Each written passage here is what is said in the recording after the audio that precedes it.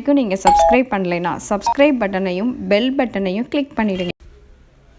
இன்றைக்கி நம்ம பாவ் பாஜி மசாலா வீட்டிலையே எப்படி ஈஸியாக பண்ணலாம் அப்படின்னு தான் பார்க்க போகிறோம். இப்போ பசங்க வீட்டில் இருக்காங்க, அதனால் அவங்களுக்கு பிடிச்ச மாதிரி டிஷ்ஷாக பண்ணி கொடுக்கறதுக்கு ரொம்பவே உங்களுக்கு ஹெல்ப்ஃபுல்லாக இருக்கும். இதுக்கு தேவையானது காய்கறி எல்லாமே நான் டிஸ்கிரிப்ஷனில் மெஷர்மெண்ட்டோடு கொடுக்குறேன், நீங்கள் செக் பண்ணிக்கோங்க. இதுக்கு எல்லா காய்கறியுமே சின்ன சின்னதாக சாப் பண்ணி எடுத்து வச்சுக்கோங்க. உங்கள்கிட்ட சாப்பர் இருந்ததுன்னா அதில் போட்டு நீங்கள் கட் பண்ணி எடுத்துக்கோங்க. இப்போ ஒரு 2 பெரிய உருளைக்கிழங்கு, ஒரு 1/4 கப் பட்டாணி நான் ஆல்ரெடி வேக வச்சுட்டேன். இப்போ அதை நல்லா நம்ம மேஷரில் மசிச்சுக்கலாம்.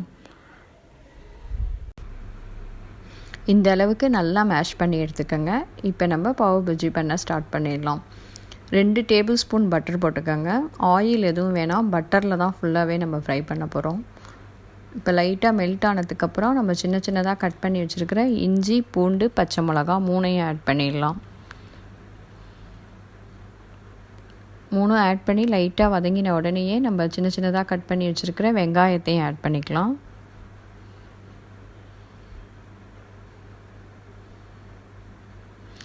எல்லாம் சேர்ந்து நல்லா மிக்ஸ் பண்ணி விட்டுட்டு கொஞ்சமாக சால்ட் ஆட் பண்ணிக்கலாம்.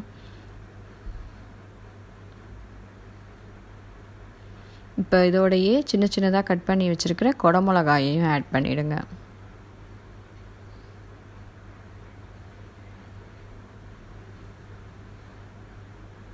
இப்போ இதில் நம்ம மசாலா ஆட் பண்ணிக்கலாம். ஒரு 1/4 ஸ்பூன் மஞ்சள் தூள், காஷ்மீரி சில்லி பவுடர் ஒரு 1/2 ஸ்பூன் ஆட் பண்ணிக்கோங்க. இப்போ இதோடையே சின்ன சின்னதாக கட் பண்ணி வச்சுருக்கிற தக்காளியையும் ஆட் பண்ணிடலாம்.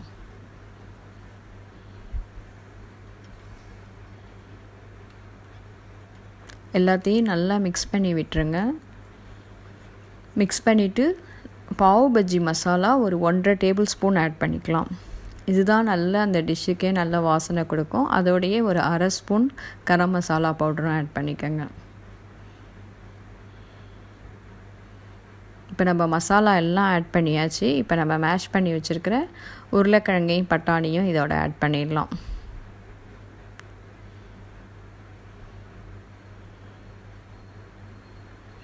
நீங்கள் எந்த டிஷ் பண்ணாலுமே இந்த மாதிரி ஸ்டெப் பை ஸ்டெப்பு ஒவ்வொன்றா ஆட் பண்ணி நல்லா மிக்ஸ் பண்ணி அதோட பச்சை வாசனை போனதுக்கப்புறம் நம்ம வதக்கி செஞ்சால் தான் அதோட டேஸ்ட்டு ரொம்பவே நல்லாயிருக்கும்.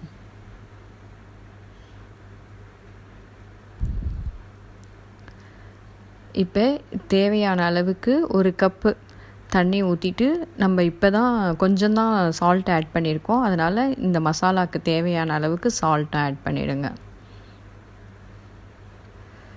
இப்போ ஒரு 10 மினிட்ஸ் நல்லா மூடி போட்டு இப்போ இந்த மசாலா எல்லாத்தோட பச்சை வாசனையும் போகிற அளவுக்கு மூடி வச்சிடலாம். இப்போ ஒரு 10 மினிட்ஸ் ஆயிடுச்சு. மசாலா சூப்பராக ரெடி ஆயிடுச்சு பாருங்கள்.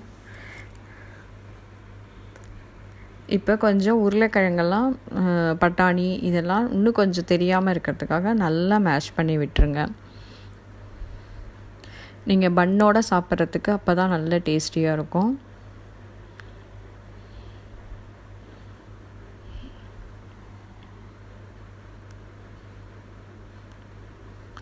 ஒரு 5 மினிட்ஸ் மூடி போட்டுட்டு இப்போ லாஸ்ட்டாக நம்ம கஸ்தூரி மேத்தி ஆட் பண்ணிக்கலாம். ஒரு டேபிள் ஸ்பூன் அளவுக்கு கஸ்தூரி மேத்தி ஆட் பண்ணிவிடுங்க. அவ்வளோதான். ஃபைனலாக நம்ம ஒரு 10 மினிட்ஸ் மூடி போட்டு வச்சுட்டு திறந்தால் நம்மளோட பாவ் பஜ்ஜி மசாலா ரெடி ஆகிடும். இப்போ நம்ம பன்னை டோஸ்ட் பண்ணி எடுத்துக்கலாம். பெரிய பன்னாக இருக்கும் இந்த பன்னு, அதனால் அதை 2ஆக கட் பண்ணிக்கோங்க. கட் பண்ணிவிட்டு பட்டர் போட்டு நல்லா டோஸ்ட் பண்ணி எடுத்துக்கலாம். கேஸை சிம்லேயே வச்சுக்கோங்க, சீக்கிரமே இல்லைன்னா டோஸ்ட் ஆகிடும் அது.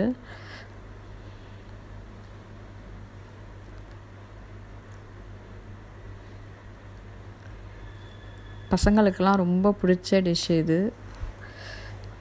அதனால் பசங்களுக்கு கொடுக்குறீங்கன்னா நிறையாவே பட்டர் யூஸ் பண்ணிக்கலாம்.